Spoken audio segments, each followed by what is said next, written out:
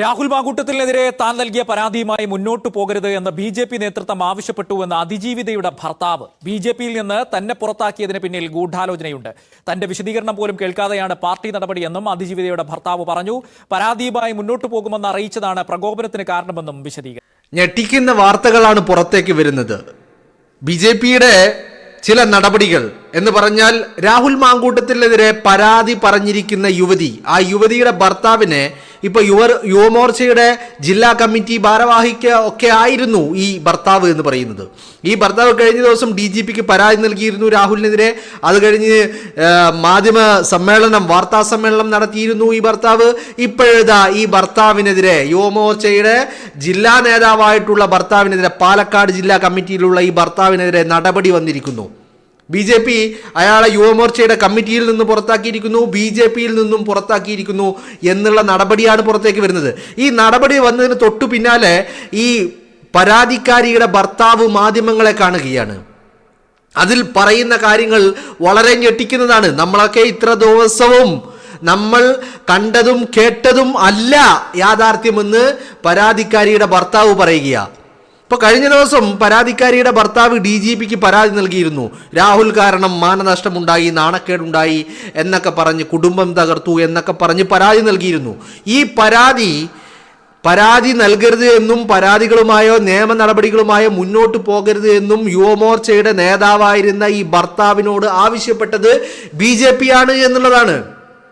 അത് മാത്രമല്ല, രാഹുലിനെതിരെ ഒരു നിയമ നടപടിയും ഉണ്ടാവരുത് എന്ന് BJPയുടെ ജില്ലാ നേതൃത്വം ഈ പറയുന്ന പരാതിക്കാരിയുടെ ഭർത്താവിനോട് ആവശ്യപ്പെട്ടു എന്ന് പറയുമ്പോൾ പരാതിക്കാരൻ, ഈ പറയുന്ന ഭർത്താവ് മറ്റു ചില കാര്യങ്ങൾ കൂടി പറയുന്നുണ്ട്.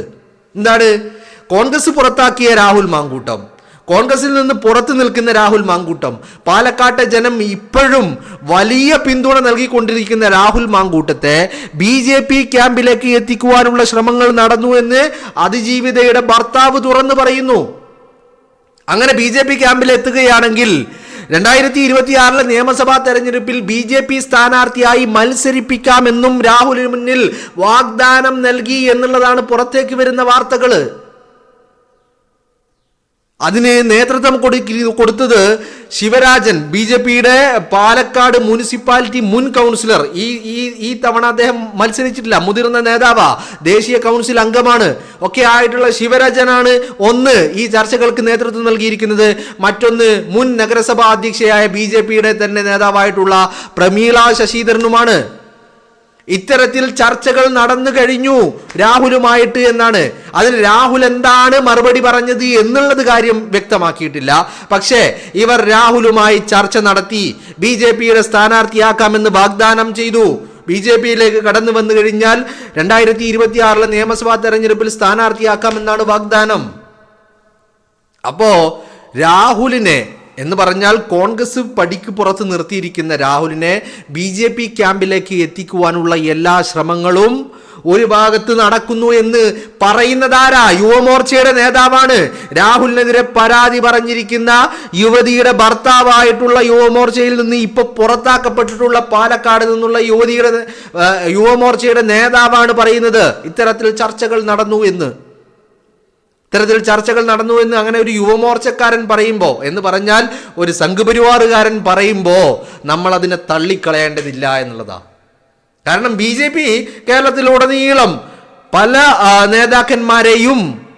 നേതാക്കന്മാരെയും സമീപിക്കുന്നുണ്ട്.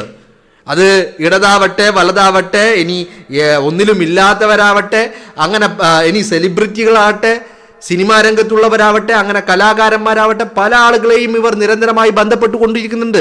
ഈ തെരഞ്ഞെടുപ്പിൽ അങ്ങനെ അവർക്ക് വേണ്ടത് ഒരു പോപ്പുലാരിറ്റി ഉള്ള ഒരു മുഖങ്ങളെയാണ് ഇവർക്ക് BJPക്ക് ആവശ്യം. അതുകൊണ്ട് തന്നെ നിലവിൽ ജനങ്ങൾക്ക് അറിയാവുന്ന, ജനങ്ങൾക്ക് പരിചയമുള്ള, ജനങ്ങൾക്ക് കണ്ടു പരിചയമുള്ള മുഖങ്ങളെയാണ് BJP തേടിക്കൊണ്ടിരിക്കുന്നത്.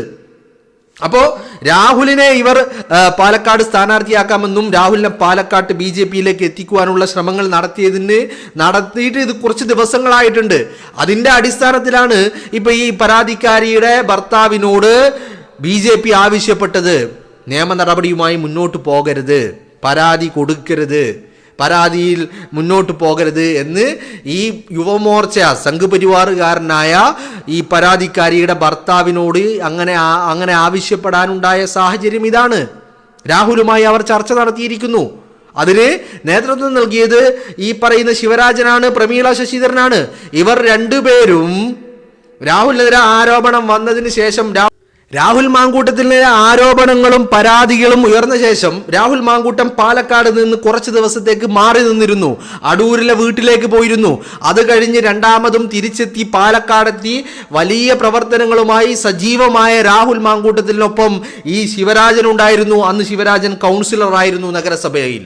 അതുപോലെ അന്നത്തെ നഗരസഭാ അധ്യക്ഷയായിരുന്ന പ്രമീള ശശിധരനും ഉണ്ടായിരുന്നു.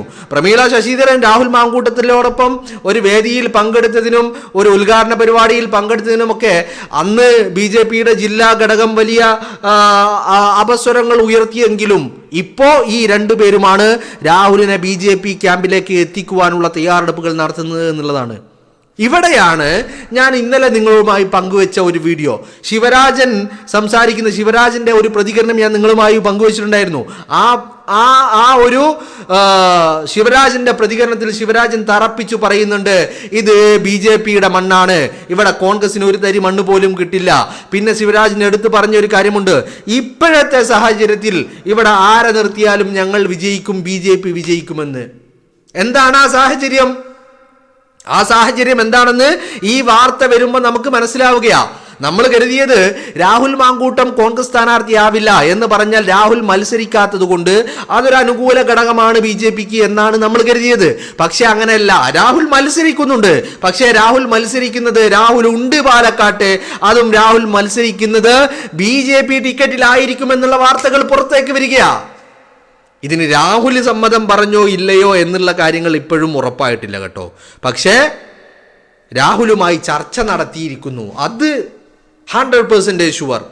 BJP ജില്ലാ നേതൃത്വവും സംസ്ഥാനത്തുള്ള BJPയുടെ നേതാക്കന്മാരിൽ ചിലരും ഇടപെട്ടുകൊണ്ട് രാഹുലുമായി ചർച്ച നടത്തിയിരിക്കുന്നു. ആ ചർച്ചകൾക്ക് ശേഷമാണ് ഈ പരാതിക്കാരിയുടെ ഭർത്താവ് പരാതി നൽകുന്നത്. അതുകൊണ്ടാണ് ഈ ഭർത്താവിനോട് ഈ നേതൃത്വം ആവശ്യപ്പെട്ടത് പരാതിയുമായി മുന്നോട്ട് പോകരുത് എന്ന് പറയാനുണ്ടായ കാരണം ഇവിടെ ഒരു ചർച്ച നടന്നിരിക്കുകയാണ്. പാലക്കാട് എങ്ങനെയെങ്കിലും പിടിക്കണം, BJPക്ക് നല്ല നിശ്ചയമുണ്ട്. രാഹുലാണ് സ്ഥാനാർത്ഥിയെങ്കിൽ ഷുവറായിട്ടും പാലക്കാട്ട് ഈ പറയുന്ന പാലക്കാട് നിയോജക മണ്ഡലം പിടിച്ചു കയറാൻ പറ്റും, BJPക്ക് അക്കൗണ്ട് തുറക്കാൻ കഴിയും എന്നുള്ള വ്യക്തമായ ബോധ്യത്തിന്റെ അടിസ്ഥാനത്തിലാണ് രാഹുലുമായി ചർച്ച നടത്തിയിരിക്കുന്നത്. ആ ചർച്ചകൾക്ക് അടിസ്ഥാനത്തിലാണ് ഇവരുടെ ഈ പ്രതികരണങ്ങളൊക്കെ വന്നത്. പക്ഷേ നമ്മൾ ഈ ചർച്ചകൾ നടന്നു എന്നുള്ള കാര്യം അറിയുന്നത് ഇച്ചിരി വൈകിപ്പോയി എന്നുള്ളതാ. ഇത് നമ്മൾ അറിയില്ലായിരുന്നു. എങ്ങനെയായിരുന്നെങ്കിൽ ഇപ്പൊ ഈ പരാതിക്കാരിയുടെ ഭർത്താവിനെതിരെ നടപടി ഉണ്ടായില്ലായിരുന്നുവെങ്കിൽ, ഇന്ന് നടപടി ഉണ്ടായതാണല്ലോ പ്രശ്നങ്ങൾക്ക് തുടക്കം. പരാതിക്കാരിയുടെ ഭർത്താവിനെ യുവമോർച്ചയുടെ ജില്ലാ കമ്മിറ്റിയിൽ നിന്നും BJPയുടെ അംഗത്വത്തിൽ നിന്നും അതുപോലെ സ്ഥാനമാനങ്ങളിൽ നിന്നും ഒക്കെ പുറത്താക്കിയതാണ് നടപടി. ആ നടപടി വന്നതിന് ശേഷമാണ് ഈ യുവമോർച്ചയുടെ നേതാവ് ഇത്തരത്തിൽ ചർച്ചകളെക്കുറിച്ചും അതിൻ്റെ ഡീറ്റെയിലുകളെക്കുറിച്ചും അറിയുന്ന പരാതിക്കാരിയുടെ ഭർത്താവായ യുവമോർച്ചയുടെ നേതാവ് ഇത്തരത്തിൽ വെളിപ്പെടുത്തലുകൾ നടത്തുന്നത്. അതുകൊണ്ട് തന്നെയാണ് എനിക്ക് തോന്നുന്നു രാഹുൽ ഒരു 50-50 നിൽക്കുന്നതെന്ന് തോന്നുന്നുണ്ട്. അതുകൊണ്ടാണ് രാഹുലിനെതിരെ പരാതികളോ നിയമ നടപടികളുമായി മുന്നോട്ട് പോകരുത് എന്ന് BJP നേതൃത്വം ആവശ്യപ്പെടാനുണ്ടായ കാരണമെന്ന് പറയുന്നത്. രാഹുലിൻ്റെ തീരുമാനം എന്താണെന്ന് നമുക്കറിയില്ല. എനിവേ, എന്താണെങ്കിലും ചർച്ചകൾ നടന്നിരിക്കുന്നു. വലിയ ആശങ്കാജനകമായ ഒരു വാർത്തയാണ്. കാരണം ആരൊക്കെ സംഘപരിവാർ പാളയത്തിൽ കയറി ചെന്നാലും രാഹുൽ അത് ചെയ്യുമെന്ന് ഇനി നിമിഷം വരെ കരുതിയിട്ടില്ല. ഇത് ഞാൻ പറയുമ്പോഴും ഞാനിത് വിശ്വസിക്കുന്നില്ല, അല്ലെങ്കിൽ ഞാനിത് ഉറപ്പിക്കുന്നില്ല. രാഹുൽ എന്ത് മറുപടി പറഞ്ഞു എന്നുള്ളതിനെ കുറിച്ച് ഒരു വ്യക്തതയുമില്ല. പക്ഷേ ചർച്ചകൾ നടന്നിട്ടുണ്ട്, രാഹുലിനെ സമീപിച്ചിട്ടുണ്ട്. BJP നേതാക്കൾ രാഹുലുമായി ഈ കാര്യം കമ്മ്യൂണിക്കേറ്റ് ചെയ്തിട്ടുണ്ട്. ശിവരാജനും പ്രമീളയും ഈ കാര്യം രാഹുലിനോട് സൂചിപ്പിച്ചിട്ടുണ്ട്. അവർ ഇത്തരത്തിൽ വാഗ്ദാനങ്ങൾ നൽകിയിട്ടുണ്ട്. BJPയിലേക്ക് കടന്നു വന്നാൽ സ്ഥാനാർത്ഥിയാക്കാമെന്ന് അവർ പറഞ്ഞിട്ടുണ്ട്. അപ്പം അങ്ങനെ നോക്കുമ്പോൾ ഇത് വലിയ ഒരു, നമ്മളെ സംബന്ധിച്ചിടത്തോളം ഇത്രയും ദിവസം രാഹുലിന് വേണ്ടി സംസാരിച്ചു എന്ന് പറയുന്ന എന്നെ പോലെയുള്ള ആളുകളെ സംബന്ധിച്ചിടത്തോളം വലിയ ആശങ്കയാണ്. ഇനി എങ്ങാനും ഇത് നടന്നു കഴിഞ്ഞാൽ ഓഫ് കോഴ്സ് ഇത്രയും ദിവസം രാഹുലിനെ പിന്തുണച്ചതുപോലെ ആയിരിക്കില്ല പിന്നെ അയാളെ രാഷ്ട്രീയത്തെ എന്നും പ്രതിരോധിക്കാനല്ല അതിനെതിരെ ആക്രമണങ്ങൾ അയച്ചുവിടാൻ ഒരു ഭാഗത്ത് ഞാൻ ഉണ്ടാകുമെന്നുള്ളത്. കാരണം ഒരിക്കലും ഉൾക്കൊള്ളാൻ കഴിയാത്ത ഒരു സംഭവം തന്നെയാണ്, ഒരിക്കലും അക്സെപ്റ്റ് ചെയ്യാൻ പറ്റാത്ത ഒരു കാര്യമാണ് കേൾക്കുന്നത്. ഇതൊരിക്കലും യാഥാർത്ഥ്യമാകല്ലേ എന്നാണ് ആഗ്രഹിക്കുന്നതും പ്രാർത്ഥിക്കുന്നതും. കാരണം ഇത്രയും ദിവസം രാഹുലിന് സപ്പോർട്ട് ചെയ്തതും രാഹുലിന് വേണ്ടി സംസാരിച്ചതുമൊക്കെ അയാളുടെ ആശയവും ആദർശവും രാഷ്ട്രീയവും അയാളുടെ നട്ടെല്ലും അയാളുടെ നാവും അയാളുടെ നിലപാടുകളും ഒക്കെ കണ്ടിട്ടാണ്. അതിനെ പണയപ്പെടുത്തി അയാൾ തൻ്റെ രാഷ്ട്രീയ ഭാവി നോക്കി BJP ക്യാമ്പിലേക്ക് നടന്നു കയറാനാണെങ്കിൽ രാഹുലിനൊപ്പം കൂടെ നിൽക്കാൻ ഉണ്ടാവില്ല എന്നുള്ളത് ഇവിടെ പറയുക. പക്ഷേ ഇത് രാഹുലിൻ്റെ മറുപടി എന്താണ് എന്നുള്ളത് ഇപ്പോഴും അറിയില്ല കേട്ടോ. ഞാൻ വീണ്ടും ആവർത്തിച്ച് പറയുകയാണ്, ഈ ചർച്ചകളോട് രാഹുൽ എങ്ങനെ പ്രതികരിച്ചു എന്നോ രാഹുൽ സമ്മതം പറഞ്ഞോ അല്ലെങ്കിൽ രാഹുൽ മറ്റെന്തെങ്കിലും പറഞ്ഞോ എന്നുള്ള കാര്യങ്ങളെക്കുറിച്ചൊന്നും യാതൊരു അറിവുമില്ല. പക്ഷേ എന്താണെങ്കിലും ചർച്ച നടന്നിട്ടുണ്ട്. BJP മുന്നോട്ട് വെച്ച വാഗ്ദാനം എന്ന് പറയുന്നത് തന്നെ കടന്നു വന്നു കഴിഞ്ഞാൽ BJP സ്ഥാനാർത്ഥിയാക്കാമെന്നുള്ളതാണ്. അത് രാഹുലിനെ സംബന്ധിച്ചിടത്തോളം വലിയ ഒരു നേട്ടമാണ്. കാരണം രാഹുലിനറിയാം, രാഹുൽ മത്സരിച്ചു കഴിഞ്ഞാൽ അവിടെ BJP വോട്ടും കൂടി വന്നു കഴിഞ്ഞാൽ രാഹുൽ എവിടെ മത്സരിച്ചാലും ഉറപ്പായിട്ടും വിജയിച്ച് കയറാൻ കഴിയും പാലക്കാട് നിയോജക മണ്ഡലത്തിൽ എന്നുള്ള കാര്യം രാഹുൽ ഉറപ്പുണ്ട്.